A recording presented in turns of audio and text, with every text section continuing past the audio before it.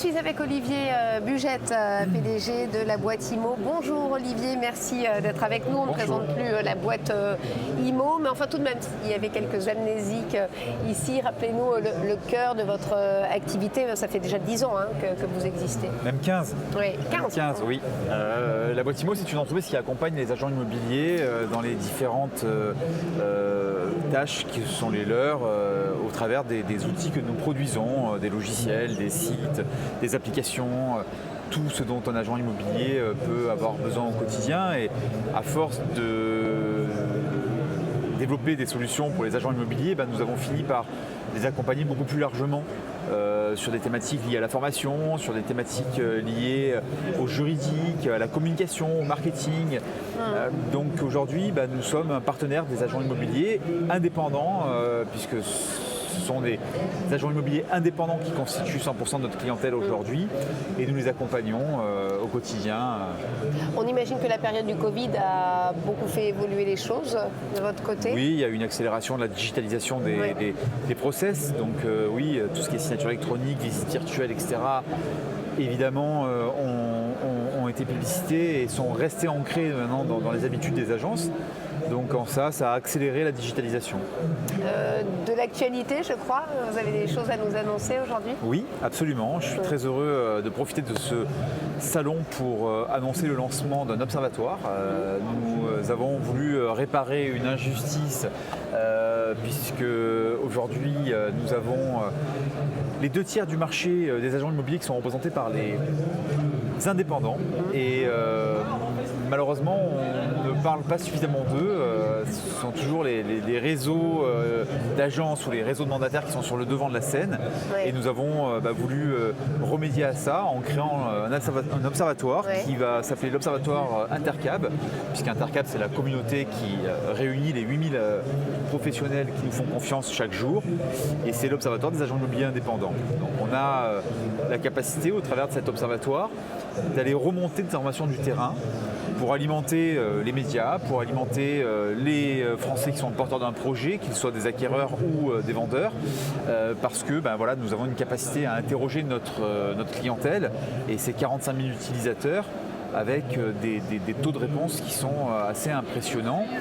J'en veux pour preuve que nous avons commencé à les sonder ces dernières semaines, et pour chaque question que nous leur posons sur les évolutions de marché par exemple, ou sur des particularités relatives à l'évolution du marché immobilier, nous avons plus de 4 à 5 000 répondants systématiquement, ce qui est quand même une chose assez rare. C'est une forme d'institut de sondage ?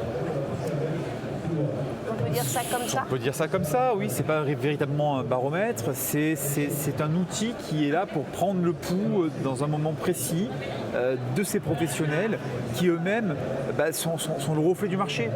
Quand vous interrogez des professionnels sur une tendance générale ou alors au contraire une tendance très locale, qui mieux que les agents immobiliers indépendants dans leur rue commerçante et dans leur quartier sont capables de vous répondre quasiment instantanément, et pour pouvoir restituer ces informations-là aux particuliers. C'était une nécessité pour vous de créer cet observatoire ? Il y avait vraiment un manque d'informations dans ce domaine précis ?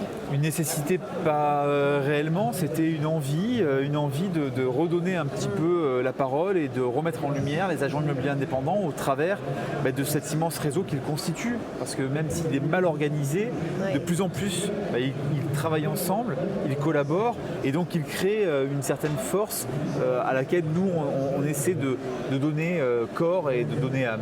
Et c'est vrai que je me suis rendu compte sur ce salon, vous m'arrêtez si je me trompe, que c'est une activité de plus en plus en vogue, notamment après la période de Covid, ce besoin d'indépendance peut-être de beaucoup de gens d'aller se lancer dans l'immobilier. Vous le ressentez, vous, concrètement ? Alors il y a une grosse tendance effectivement à l'indépendance dans la société en général, et l'immobilier fait partie de ces métiers effectivement qui attirent les Français pour tout un tas de raisons. Et l'indépendance, effectivement, je trouve, gagne du terrain versus des modèles un peu plus formatés.